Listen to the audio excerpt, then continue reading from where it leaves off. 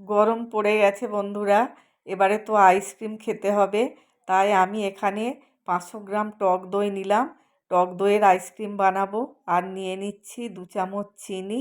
ভালো করে ফেটিয়ে নিয়ে দিয়ে দিলাম আঙুর, আপেল আর পেঁপে, কাজু কিশমিশ, এই ফ্রুটস দিয়েই বানাবো। আর দিয়ে দিলাম সামান্য লবণ, দিয়ে ভালো করে ফেটে নিলাম।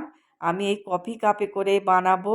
আমার কাছে আইসক্রিমের মোল্ড আছে, তবু মানে কম তো, তাই জন্যে কফি কাপেই বানিয়ে নিচ্ছি। ওভারনাইট আমি এই ফ্রিজে রেখে দেব, কালকে দুপুরে বের করব। এই বের করেছি বন্ধুরা, কত সুন্দর হয়েছে দেখো। তোমরাও একবার বানিয়ে দেখবে, দারুণ খেতে লাগে বন্ধুরা। যদি তোমাদের ভালো লেগে থাকে আমার চ্যানেলটাকে সাবস্ক্রাইব করে দিও। সবাই ভালো থেকো, টাটা।